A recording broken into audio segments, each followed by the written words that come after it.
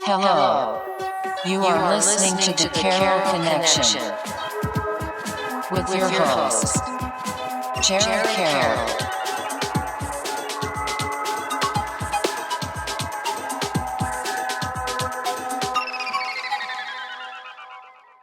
Hey everybody, welcome to the Carroll Connection. I am your host, Jared Carroll, here to bring you guys another great episode. I did want to take a chance to shout out last week's episode. Well, technically not last week's, the last episode that I recorded, episode 96 with Tyler Senecal. He's an automotive technician as well as a car drifter. So it's a little bit different type of career conversation, passion conversation that I've had on this podcast. So it was a really great conversation. You could check it out at thecarrollconnection.simplecast.com. Also available Apple Podcasts, Spotify, and all the major listening platforms.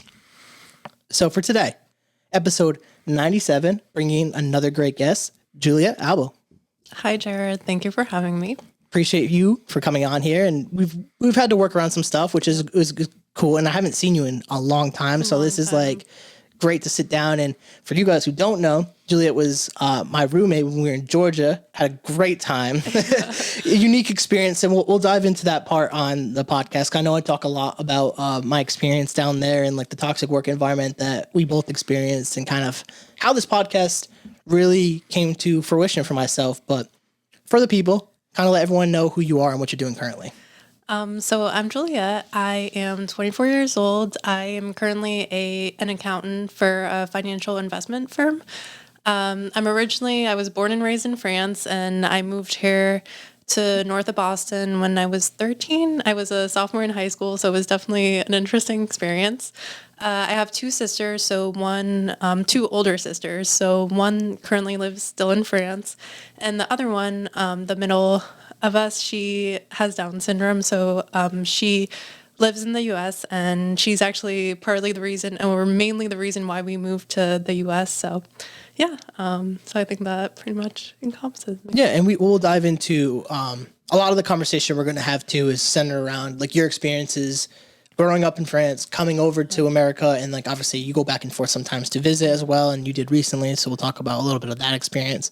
And we'll get into a little bit about your sister as well, because my brother has autism, as I've talked about a little bit on this podcast, so it's nice to talk to someone who can kind of relate to the experience of having a child with a disability or having a brother or sister with a disability, because it is an experience that a lot of people don't have, so they don't understand a lot of the stuff that goes behind it, a lot of the care that at least my brother needed, and I can imagine that your sister would need as well. And people sometimes lack empathy in that aspect, especially as we're growing up in the teenage and like the middle school and the high school years where things get ruthless. And so we'll dive into that. But how I open up the podcast a little bit too is talking about family dynamic. And I know you talked a little bit about that. So if you want to go into a little bit more, obviously whatever you're comfortable with like sharing. Yep. So when we moved here, it was actually just my mom and my middle sister. So her name is Rebecca.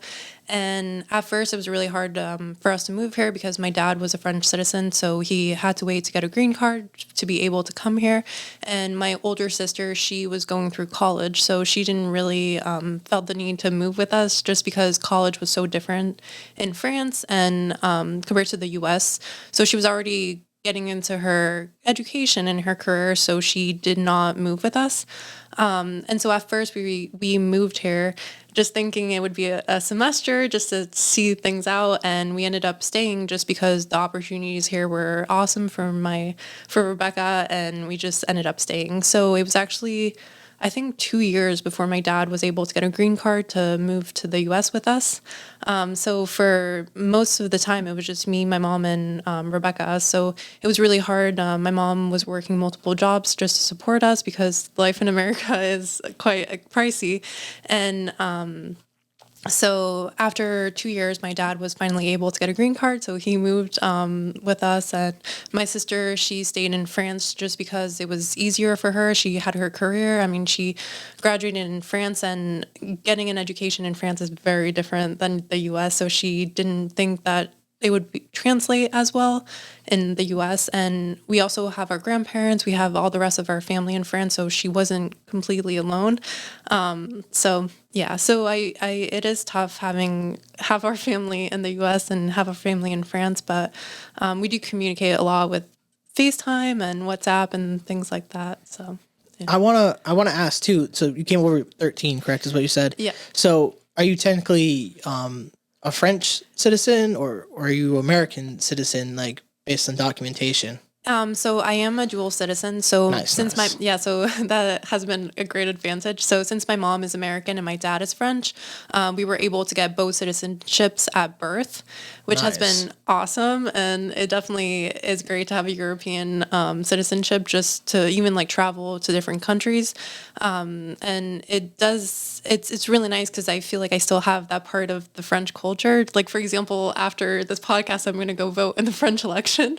So does that count towards like the actual French? Yes, That's yeah. dope. So there's actually a lot of French citizens in the U.S. I was shocked when I went in the first round. There were so many French citizens that came to vote.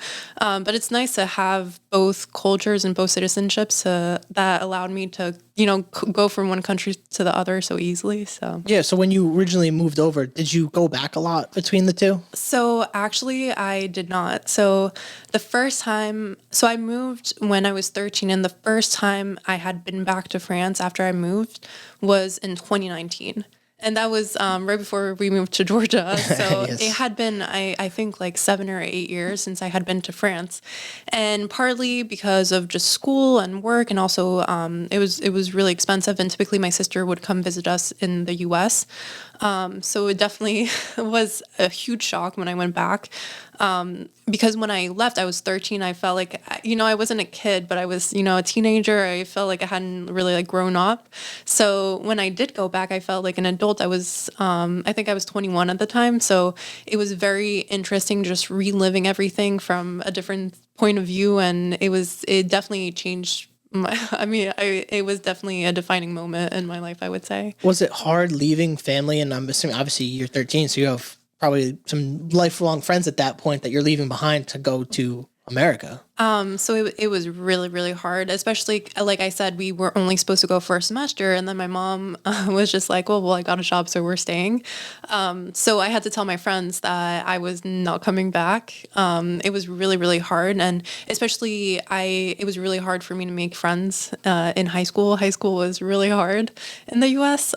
So it was hard. And especially my family in France was very, very close knit, Italian, French family. We were very close together. So not having that dynamic and not having them so close was really hard. So Yeah, I could imagine. I mean, family for me is like, I mean, as you know, I've definitely talked about it, especially on the podcast as well, it's kind of everything for me. I mean, my last name is on the podcast name. So like it's something that I value a lot.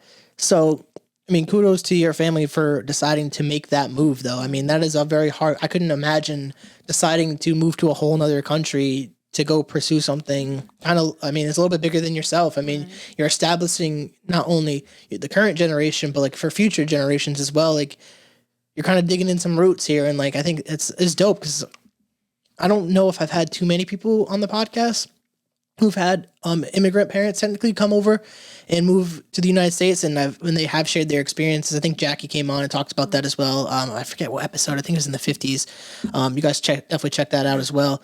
But that uniqueness to it, to kind of experience a whole different culture from the United States, like how did that translate? Because obviously I don't know the French education system too well. So how is that moving over to the United States, especially at a crucial point in like development? So one thing I should point out too, so my grandmother used to live in north of Boston. So in the summer times growing up, we would always come for 2 months to visit her. So it's not like I had never been to the US also, but it's one thing to vacation here and then one thing to live here. But and Boston too. Yeah. So it's funny that you bring up Jackie's podcast because I saw so many resemblance when I came here because the French education system is very vigorous. Like we took multiple languages, we took geography and history, we took geometry and calculus and algebra. We always were, we went to school from 8 to 5 p.m. every single day.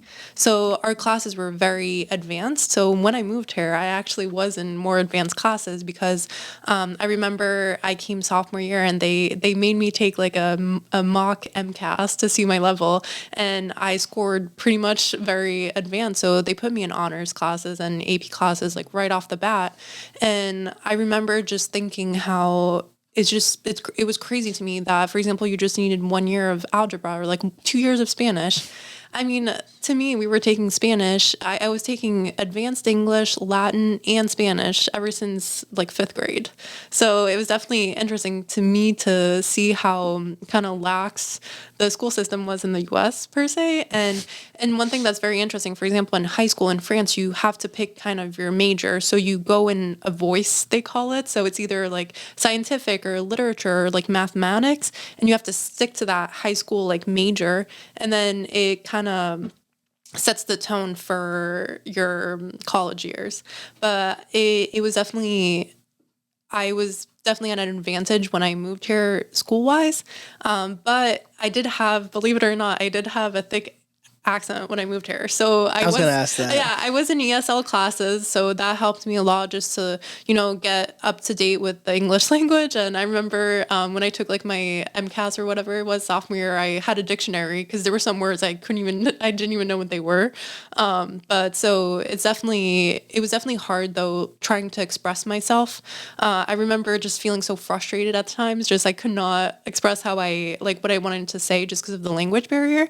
But math honestly was like my favorite class just because math is universal. So Yeah. And I feel like that's why now I'm an accountant, just because numbers come so easy. But I feel the same way. I always say it too. It's like, people, why'd you pick accounting? Like I hated that in school. It's like, to me, it was like, it just always made sense. Yeah. Numbers just always made sense. Yeah. Like English was so like, also I saw something on TikTok was like, if you had a good relationship with your English teacher, you always did well. Yeah. And like, I'm like, dude, what that? Like, it's kind of true. Like, because like I usually get like B's and C's. Like I never could get A's. And then I had one teacher who was a football coach, A's every time. Like A's every time. So like I always like gravitated towards math, and like it just made sense. The numbers always just added up. Yeah. So like I can relate to you in that aspect, and obviously work together, so we kind of experienced that. Yeah. And like I trained you when you first came over to the company that we used to work for, and like so that's really where the relationship started. And I think we knew of each other, because I remember not to dig down to that path again, but like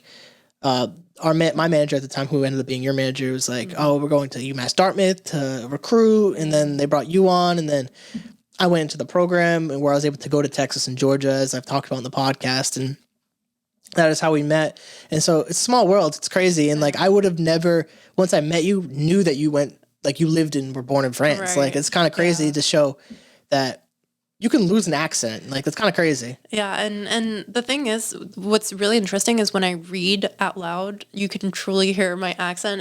I don't know why reading out loud, but there are some words that are really hard for me. Like R words are really hard for some reason. But what's really interesting is like ridiculous, or reconciliation. That is a hard word as an accountant, but it's crazy. Some people are just so shocked because I speak as fluent in French as I do in English. But with that being said, now that I live in the U.S. and have been living in the U.S. for 10 years, now that I go back to France, I really struggle speaking French sometimes. And it does take me a bit of time to get used to speaking French all the time. Because now the only time I speak French is with my dad at home. So it is tough. I don't have the same exposure at there it is. No, that makes sense. If you're not continually speaking in French all the time, like you're gonna lose some things. And like you said, picking up on probably some of the slang too that American, because I mean it's changing every fucking week basically is the slang. It's like, imagine coming in and like some people saying stuff like, I don't know what the hell these people are saying. Like you need Urban Dictionary or like something. So like you would say though, it definitely, coming from a French education system, that you had an advantage coming into the United States, which is, sounds like a lot of people who have made that transition have agreed with that. And obviously usually the hardest part is the language barrier, which is kind of difficult. I want to dive a little bit into kind of like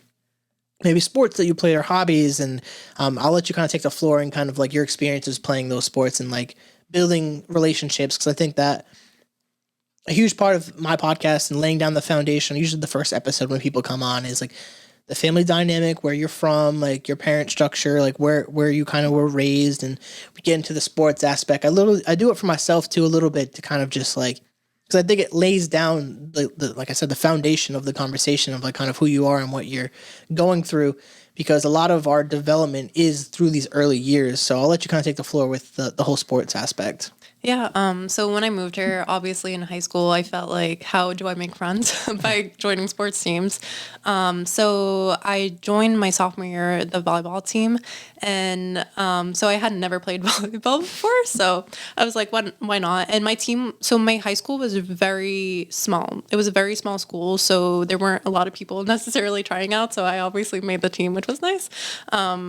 But it was, I mean, definitely challenging because I had never played volleyball before, but I had met a lot of people that, did become somewhat my friends. But at the time, I'll be vulnerable, but I was going through a really abusive relationship in sophomore year. So I know that kind of ostracized myself, like There you from the go. volleyball team. So it was really hard for me because I was so sucked into this relationship right off the bat when I first moved there. So it was really hard for me to make friends, even when I was in sports team. And then I lasted like the first year of me being there, my whole sophomore year. So I joined the volleyball team, and it was nice. I met friends, but it wasn't like I was best friends with these girls or, like very close. I mean, I did make good friends, but it wasn't like my like best friends in the whole world. And then I did swim team. So honestly, I had been swimming my whole entire life. Me and both my sisters, we always swam competitively our whole lives. So it was really nice to just, like go into this sports team and feel comfortable like doing something that I have done my whole life. And I met really good people on that swim team. And it was also swim team, it was at 5 a.m. So before school. And I feel like, you're in high school, like waking up at 5 a.m., you kind of just bond with these people because you're like, who wants to wake up at 5 a.m. in the winter of New England winter? So swim team honestly was some of like the fondest memories I had of high school. And yeah, and then after that I did tennis. I had never played tennis before, but it's surprisingly a sport you can really pick up really fast. So but playing tennis definitely made me realize just like the disadvantages that there were at the high school. So the town that I moved to is a wealthier mainly white Yeah, school. predominantly. I think Predominantly gotcha. white school. So it was really hard. There was a lot of affluent people that went to my school. I mean, I went to high school with people who didn't even have their licenses, and they got a Beamer like for their 16th birthday. And obviously when we moved here, we were not like that at all. So tennis, I would have said, it's mainly a very it's very rich sport per se. So there was definitely some disadvantages I felt like playing on the team, and the people that were on the team were nice. I mean, my doubles partner was one of my like best friends in high school. I would say like I love her to death, and she helped me a lot through high school. So I had mixed feelings about sports team. Like it was tough. I feel like I didn't have the same experience as a lot of normal people would have had, but yeah.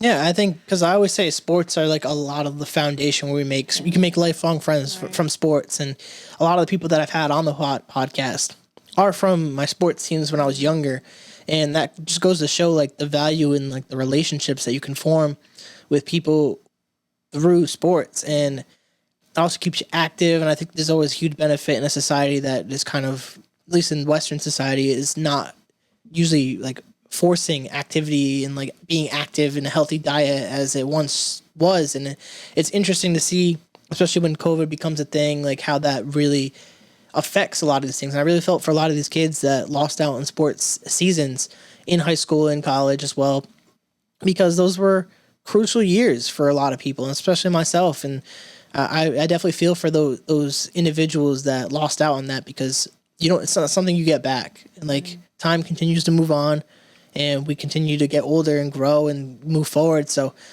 it sucks for stuff like that, but I'm glad that you were able to come to America, start playing sports, and to build those friendships, because I could imagine that was kind of like an easier way to make friends. And because I know from my perspective as living in someone that's lived in Seekonk my whole life, like when new students come in, people do, it's like, oh, who's the new girl, or who's the new guy, who's the new boy, and like everyone's just like interested. So like, how was that? Because like, when you were in France, did you ever change schools at all? Were you always kind of like in that school system? So I always was in the same school system. So actually, fun fact, my dad, he was a gendarme, which is like kind of in the military, in the French military. So we lived on a base, an army base. I don't know if I ever told you No, this, no.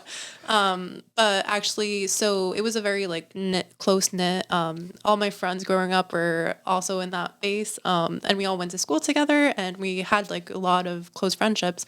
But so I think when I was maybe in like early middle school, we left the base and went into like a house that was still part of like the military like housing, but it was just like off the base, and just changing the dynamic was so odd because I was so used to, like after school just like hanging out with my friends like on the army base, and then just moving to the house and not really having anyone, which is such a weird change. But we were in the same school system, but a year before we moved to the US, we actually moved to the middle of France, middle of nowhere.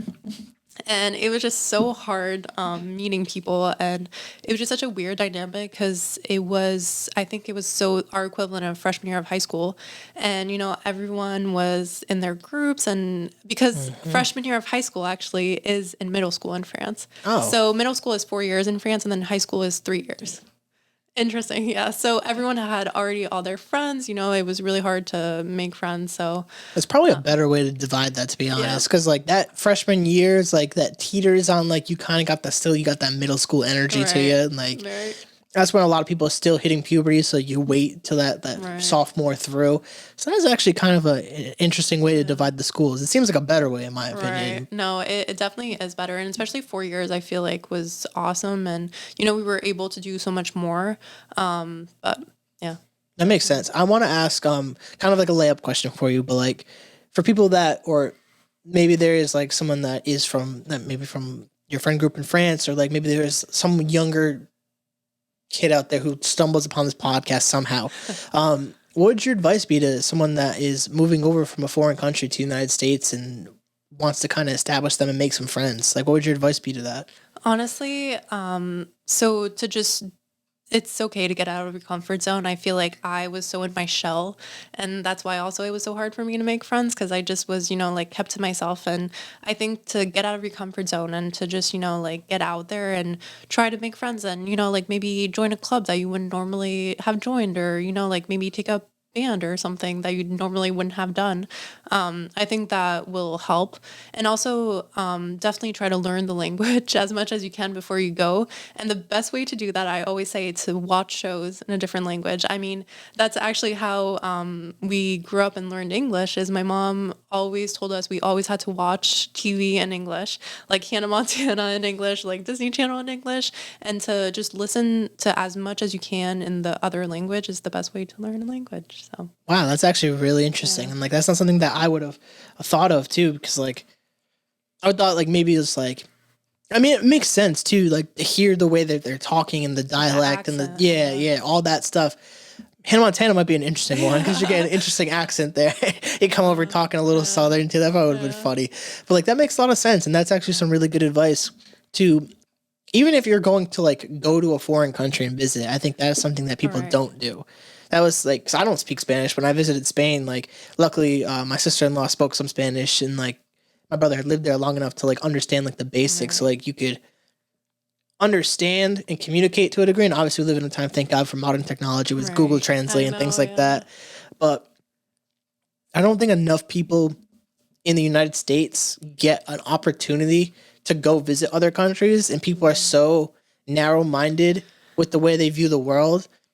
You can kind of talk about that, because I mean, you could probably have seen, obviously coming here and talking to people, there is a very closed mind view of kind of how things operate. So I talk about this with my friends all the time. For example, growing up, I grew up in the south of France, and I was born in Toulouse, and then we grew up in a town not too far from there, maybe I don't know, maybe an hour and a half from there. So we were very close to the Spanish border. And growing up, I always remember we would take day trips to Spain, to Saint Sebastian, which I don't know if you have the chance to go one day, but it is one of my favorite places ever. I think it's so beautiful there. But being in Europe and growing up in Europe, you have so much opportunity to just go to a different country and learn a different culture by even going for a weekend. And growing up in middle school, I had the opportunity to go to Spain on a school trip and to go to Italy on a school trip. And just having that opportunity as a young kid honestly like changed a lot of my views, and just learning about the different cultures and having that, access to go to a different country so easily. I think that people growing up in the United States don't necessarily have that opportunity. And I think that is what is tough. I mean, I always say it's so shocking to me. I meet people in the US that have no desire to leave the US, or like don't even have a passport, or don't even, like they never even want to go to Canada. And to me, it's so shocking to me because there's just so much out in the world to discover. And I mean, there's just so much I want to see. And I do understand there is a lot to see in the US. I mean, and the US is so vast, and there's so much, even like from the north to the south is so different. I mean, we experienced it. I mean, it's so different. But I mean, there's just so much rich culture to discover in the world. So I think if you have the opportunity to definitely just take it and do it. No, because I would agree to that. A lot of people will stay in the places that they're born and like maybe take a trip to Florida. Like that's like, and especially in our area, I feel like, I don't know why, something about New England, people just stay in New England forever. And I came back. Yeah, I mean, I did too. Facts though. I think because like with New England, you experience all 4 seasons, and at least in the area that we live in too. I mean, you have mountains up in Maine, New Hampshire, Vermont very easily. You have Boston right nearby. Right. Providence is very close by. You have Newport. You have the oceans. You have Cape Cod. Yeah. Like, you really experience everything. You really realistically can. And I always argue with people. I'm like, oh, they hate, especially people from Seekonk are like, oh, I hate Seekonk. I'm like, why? Right. I understand. You shouldn't stay in your hometown forever. I definitely would agree to that sentiment, but like, this was like such a great environment to grow up. And like, obviously I know everyone comes from different family backgrounds and family dynamics, as I've learned through this podcast, but with Seekonk, like the great school system, like great teachers, great like community, like it's not like that everywhere. And like people take that for granted. It's kind of like privilege, or what's the saying?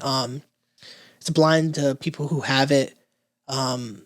Oh damn, I can't remember it. It's something to do with privilege, and like people who have the privilege don't really see the negatives out there, because all you know is kind of your experience sometimes. So if you don't have these experiences, and like that was something that I really valued by going to Texas and going to Georgia, was like seeing the poorer parts of these towns and like how divided they could be racially as well. And that was something that was very eye-opening. I mean, when we were driving to our apartment, just seeing Confederate flags, and like that's just something that's very different. I mean, you see it on the trucks up here with some fucking kids over here and there. It was in Georgia. It was intense. I mean, I remember driving with my mom, and we were just so shocked how openly everyone had Confederate flags everywhere. I mean, it was shocking. Yeah, and I think that goes. It's to experience though. Like people need to experience these different environments to get a more full picture. Like you're never gonna have the clearest picture of everyone's opinion in every country and state out there, but trying to visit them is a huge aspect of that. And I feel like there's no shade at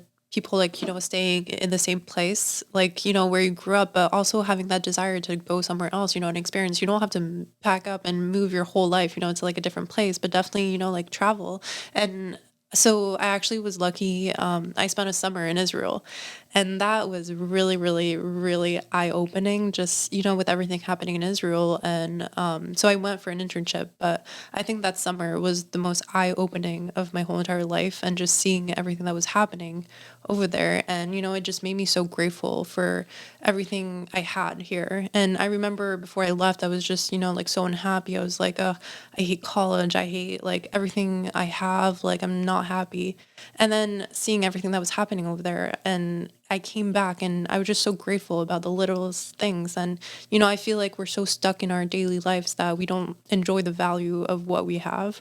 And I think that it's putting ourselves in different situations will definitely open our eyes up more. I agree. It's a perspective thing, because I don't think people are willing to move from their perspective or their own opinion sometimes. And it's especially in a culture now where everything is very divided, politically, socially, economically. Like we're very divided on a lot of aspects. And I mean, as part of what makes this country great sometimes is the diversity, is that we have so many different opinions and the ability to express those opinions. I think that's what makes at least America different than a lot of countries, because a lot of countries don't have the freedom to just kind of say whatever. And like, obviously there's negatives to that, because you can allow really radical groups to have a voice. And like, that's the negative of freedom of speech. Is like, there's two sides to every coin. And like, I don't think people want to look at the other side of the coin sometimes, because you don't know what's on that other side. And I think to get a fuller picture of that other side of the coin is you have to look and you have to ask questions. Like, you might not agree. Like, I've had people on the podcast that I don't always agree with their opinion every time. And I would assume that they don't agree with mine. But like, being able to sit down and have a conversation and discuss these viewpoints and like why we believe what we believe and where we come from. And then if we don't agree, we're just like, all right, I don't hate them for what they believe, but we can move past it and still have love for them as human beings. And I think part of that is having that experience in different places and like seeing different people, and people really miss out on that. And it's really sad. And as someone who loves New England, I would love to like raise family in the area. Still, like you said, take vacations, go experience, travel. This world is so large, and we get stuck in our own cubicles sometimes at work, or stuck in our own houses. And like, I'm one of those people. I'm very introverted. Like, I don't like to like go out, and I haven't taken a vacation in 2 years. A lot of it, I mean, I've been dedicating towards this podcast, but like, and COVID too. But like, that's something I still want, is to go travel. I make time out of my day to go hike and go see the mountains and like be in nature. And I think that's a huge thing, because people just don't do that. And I think it's kudos to you for being willing to go travel. I know you mentioned too that you're planning a trip to like Spain by yourself. And I think that's like interesting, because like, people don't do that. Right. It's scary. I mean, it's definitely scary. And so it was just one day I was like, you know what? I want to go somewhere. And I was looking up flights to Europe, because I knew I wanted to go somewhere in Europe. And I saw flights to Portugal were so cheap. And I was just like, you know what? F it. I'm just going to do it. And I felt like I always was waiting for my friends to, you know, be able to go travel and do things together. And it's tough because, you know, some of our friends were all in different financial situations. You never know, you know? So I was just like, why am I waiting for people to come do things that I want to do? So I just said, F it, and I'm going to do it. So it's really nice because, I'm going to Lisbon for a couple of days, and then I'm going to go to Spain. And what's really nice is my sister is actually going to meet me in Barcelona, which is huge because she lives in Europe. So she's able to do that. So it will be nice. So the first part of my trip is by myself, which is really scary and putting myself out of my comfort zone, but I'm really excited for it. So that'll be sick. And I mean, kudos to you again. Like, I mean, people just don't do that nowadays. And like, that's something I'm looking towards, trying to plan with my family is like an Ireland trip. I'm Irish. I'm in Carroll. Yep. Mostly Portuguese, ironically enough, but I definitely identify as Irish most of the time. But going to Ireland, going out there to kind of experience it, and that's something that I want to do. And that was something I was really planning for before COVID, was like to really start traveling Europe, and it's on my list. And like, I'm pretty sure it's in my high school yearbook, is to like travel Europe and go to Hawaii. I think I put that in there, and like that's something that I'm gonna do, and it's something that I'm really planning on, because I actually, through TikTok and stuff, I've made a lot of friends in different countries, and like I have friends in Norway, United Kingdom, Ireland, Spain, Kuwait, like a lot of different like countries, and like it gives you a different perspective, like talking to these people and like relating to them, especially when we bonded over my content is like relationship stuff. We bonded over that, and then to hear a little bit about their lives, and I have tons of friends all over the United States from that app. So like, I really appreciate that, and like I want to go experience that and travel, but I want to take the conversation and go into a little bit about the career stuff and about kind of like your college experience. Like, you're finishing up high school, you're looking at possibly college. Like, what was your reason for going to college? So I felt like not going to college was never an option for me. So my family really pushed it on me. So I'm actually the first person in my family to graduate from college per se. So at first, I actually went to college for computer science, believe it or not. Yep. I can see you doing that. Very interesting. So I remember my senior year of high school, I failed a computer science class. And a semester later, I was going to college for computer science. And I remember my mom just being like, just stick with it. You never know. Could have been like one bad class.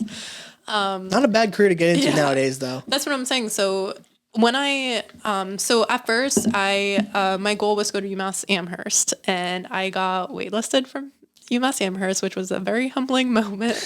That's surprising too, with like kind right. of coming from like France. And Right. that's So weird. it was very humbling. So, and also since I was the first person to go to college, like an American college, we had no clue what the process was. So, applying for college in France and applying for college here is very, very different. Just having to be so surrounded and, you know, like having to be like just everything. It was very tough. And my college essay was, I struggled, as English was my second language. It was not a strong essay. And so I remember I just decided to go to UMass Dartmouth, and I had never seen the school before, never toured it, never seen it. Not that I thought badly about UMass Dartmouth or anything. Right. It's the prettiest campus in Massachusetts, actually. I like it. Well, I grew up in like, Yeah, I mean, like, there's a weird aesthetic to it. it's futuristic, I would say. Yeah, I like the library is fucking sick. Right. I love the library. But so I remember I was just gonna go for one semester, and my goal was to transfer to UMass Amherst for computer science. So my first semester at UMass Dartmouth, hated computer science. I was not into it at all, and you could just tell there were half the people that were actual programmers that wanted to do this, and half the people that just wanted to make money. And so I fell in like the I don't even know why I'm here category. So I remember I was I did my first year, did not transfer to UMass Amherst. I just stayed at UMass Dartmouth.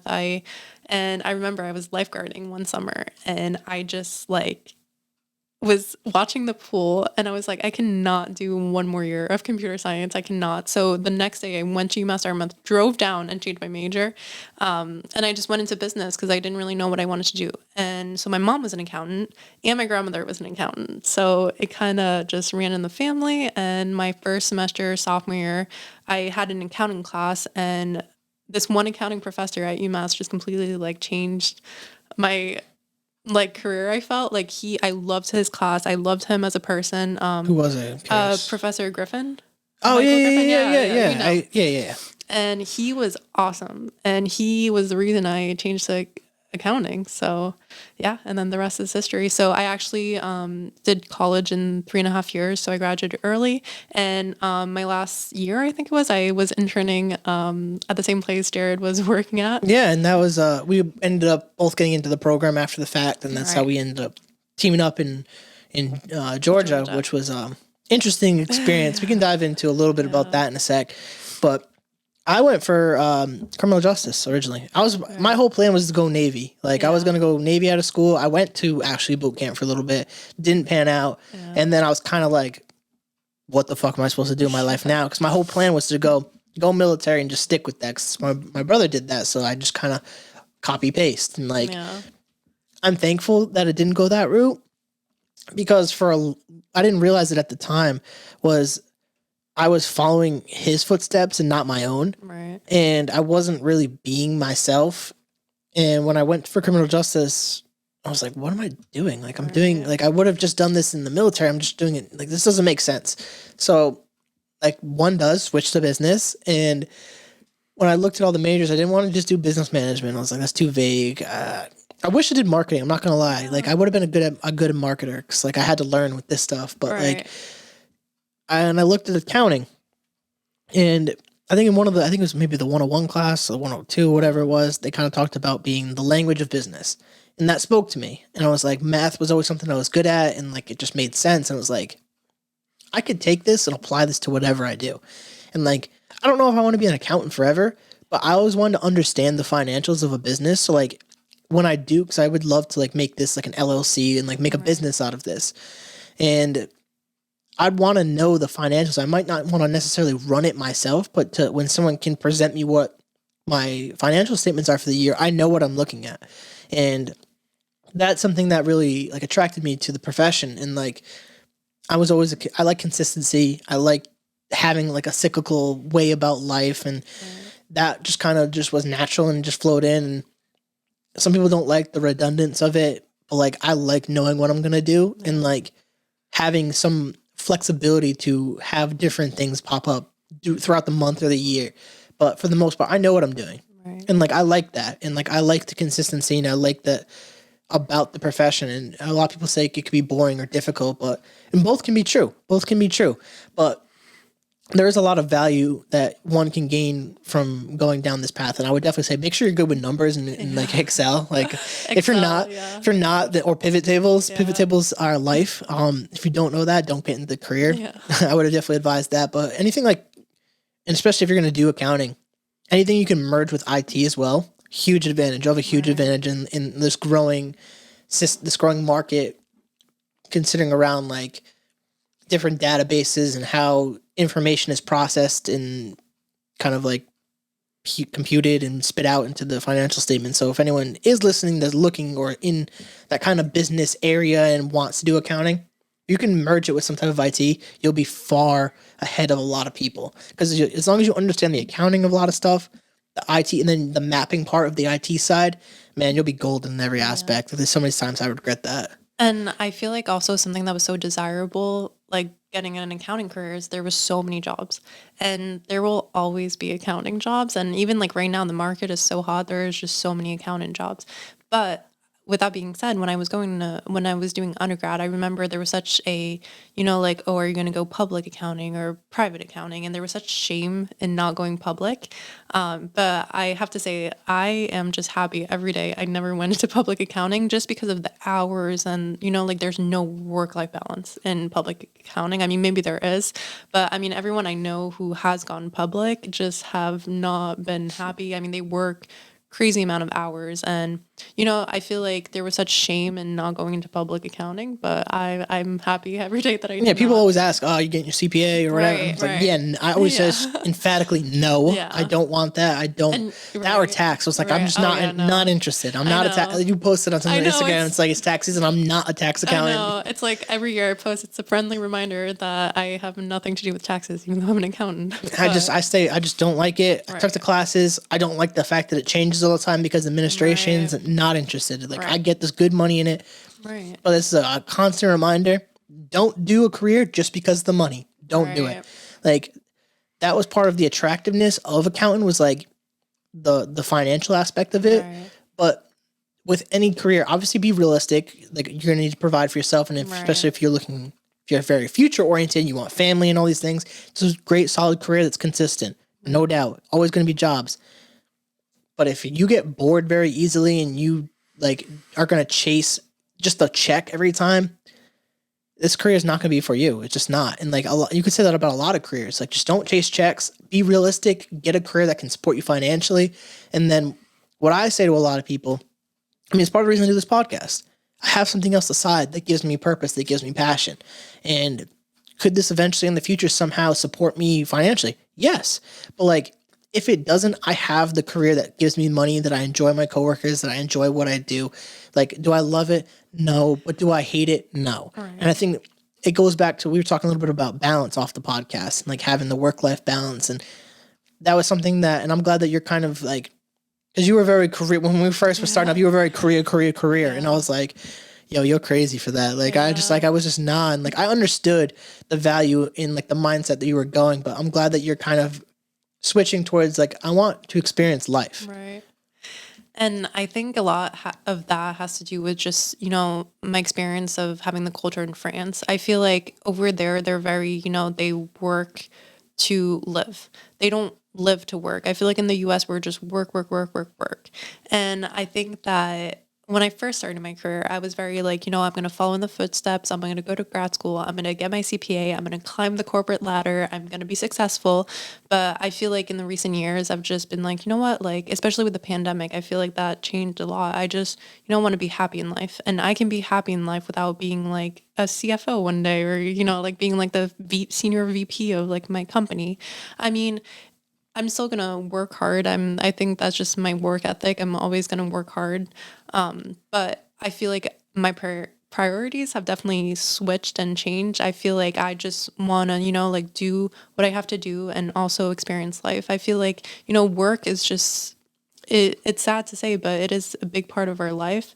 But, there's just so much more out there that we can experience. So priorities have definitely shifted. No, and I love hearing that, because, and I think it's great for someone to vocalize that on a podcast, because a lot of us will get consumed by our careers. And like you said, it's work in the United States. And like, even like this toxic, like, entrepreneur mindset that's really pushed. Like, you have to be an entrepreneur. You have to own your own business. And like, you don't. Right. If everyone was an entrepreneur, we would not have a successful like society. Like, it's not possible.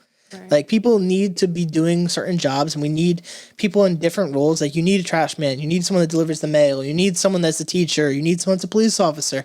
Like, no one's going to love their job 24/7. If you do, you're one of the lucky ones. It's rare that someone falls into a career that is also your passion. It's very rare.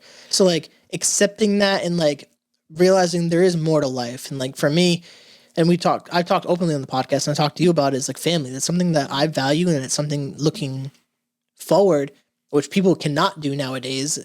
And I get why. I mean, you throw a pandemic, life is so short, and all these nonsense, go with the flow, and like, they have value. This has value in our society. But like I said to you off the podcast, is like, you got to have a plan. Like, people just don't have plans, and like, you can't, just don't be so rigid in your plan that you just don't get off of it, because like, life changes. But plan. Like, I think it's a good thing to do, and to have some type of 5-year plan, a 10-year plan. And I used to like hate that. But like, as I've gotten older, like, there is value in that, you know? Right. Just makes sense to do that. And I want to talk a little bit about our Georgia experience, because you were there while I was going through a lot of that stuff, and you are as well, in this toxic work environment. But I always say, like, I appreciated that environment because I learned kind of a little bit about myself, and like, you don't always get to experience a toxic work environment. So I kind of want to know from like your perspective how you kind of were able to like cope with this. Yeah. So looking back at the situation, I definitely feel like it has taught me just what I don't want in life. And, you know, I feel like I don't have regrets going there. I feel like it definitely taught me a lot about myself, like you said, and just what I can handle and what I cannot handle. And one thing that I reflect a lot is just in my personal relationships. I mean, I was miserable, and I have no shame in that. I was miserable with my life. I was miserable with my work life, and 100% it was because of work. And it was just, you know, at the end of the day, was it worth it? I don't think so. And that's what I think, you know, made me rip the Band-Aid and leave. It just was not worth it at the end of the day. It was affecting my health. It was affecting my mental health. It was affecting every aspect of my life.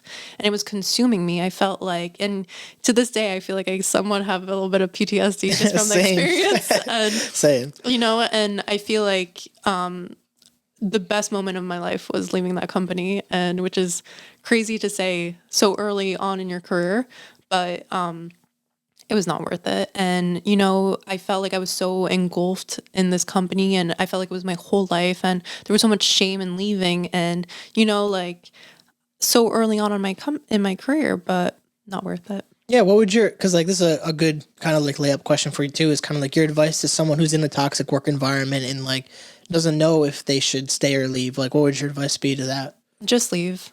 I mean, you know, I remember upper management was like, oh, the grass isn't always greener, but it is. It's very green on the other side. And, you know, it's just, no job is worth selling your soul for. I mean, sorry to be dramatic, but it's true. I felt like it was, I mean, you know, we were working late nights, and just for upper management, that just did not give a flying shit about us, and it was just so toxic. And I remember we used to come home and just be like so drained and like just so miserable, and at what cost? These were the happiest years of our life, supposedly. You know, we were young, but this toxic work environment was consuming us, and it made me such a miserable person. Like, I remember at the time I was in a relationship, and I felt like it just definitely affected my relationship. I would put it on him, and, you know, it just was not a good situation. So just leave. And I remember the day I quit, I felt like my life was ending. Like, I felt this completely opposite. I was like, weight was lifted off my shoulder. I was so happy. I know.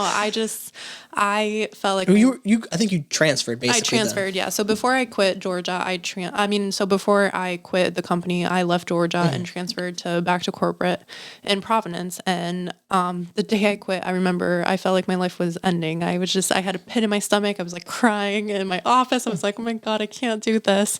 And it honestly felt like I was in an abusive relationship. Like, it's just like, you know, you stay in this situation. You know, it's not a good situation, but you stay. And the happiest of my life was to quit. And I remember those 2 weeks, no one spoke a word to me. Like no one came and said congratulations. No one said like, oh, like hope, like hope everything goes well. And that's when I knew that I made the right decision leaving. And I look back and that was the happiest day of my life, was leaving that company. And now I'm much happier in my current company. And, even on my worst days at my current company, I always say it's not as bad as my old job. So. I do that all the time. That shit. Like, I swear, like, because, like, I felt a lot of that stress, too. And, like, when I left, like, I knew a lot of the stuff that was happening in your personal life. And, like, I knew, selfishly, I knew, like, that if you left before me, I'm stuck here. Like, I can't leave. And, like, I don't think I would have had the courage to leave. Right. And I don't know if, like, me leaving helped you leave. 100%. But, like, when I was doing it, I literally remember the night before I left, before I quit, I literally looked at you, too. And I think you probably knew that I was going to do it. Yes, I knew. And, like, I stayed up to, like, 3, 4 o'clock in the morning. And, like, I was Googling, am I just having a bad day? Yeah. Is this just a bad day? And I was like, why is every day a bad day? And that was, like, eye-opening for me because, like, you're taught to, like, just suck it up, especially as a man. Like, I mean, this was some of the advice that I was getting from family was just suck it up. Right. Like, just deal with it. And it was like, how long do I have to suck it up? Where I literally, like, not being dramatic, was like, I don't want to be here. I don't want to be alive doing this. Like, I was like, I'd rather be dead than doing this any longer. And, like, that was, like, kind of like a dead tail sign where I realized, like, how important mental health was to me. And I was super into podcasts, and, like, that's when I quit and, like, I had some days to kind of reflect, and I was like, and I've said this in the podcast, like, what do I do that provides any value to the world? And I was like, I couldn't think of anything. And I'm like, well, what am I doing with my time? Like, I'm obviously making impact on family and friends, and, like, the work, I'm providing some value. But when I looked at what was mine, I had nothing. I literally had nothing to my name besides, like, a career that was crumbling in front of my face. So it birthed this podcast where I was able to have conversations and express myself and get back towards kind of that kid who I used to be and be more creative. And I think we need that more in society, is being willing to kind of, I literally have it tatted on me, like, take a chance. Like what my grandfather said on the podcast episode 2, rest in peace. But that experience was everything, and, like, I kind of go back on it a lot, and it sounds like you do as well. Yeah, I mean, I refer to it way too much, but it's also, I felt like my mental health was so bad from work, and I felt so drained at the end of the day that I had no energy to do anything else outside of work. I mean, like, I couldn't, like, even just anything. I felt like my brain was so fried from, just being so miserable at work. And, looking back, it's just, we were in that culture, that toxic work culture, and that's not normal. And, I just feel like that shouldn't be what anyone should have to go through, especially so early on in our career. That is not normal. And I felt like when we were working there, I kept being like, okay, like, maybe I am being dramatic. Like, maybe, like, I'm too sensitive. Maybe, like, I'm not tough. But that's just not normal. What we went through is not normal. And I feel like, and even now I talk to people who are still at the company, and, nothing much has changed. A little bit has changed, I think, from us leaving. And because we are not the only people who have left because of these situations too. But it's definitely not normal. And, it makes you think, like, how many corporate Americas are like that too, what other corporate are like that. So, I mean, I hope there was some type of change, and maybe not change in the company, but at least the people that we were with. And right.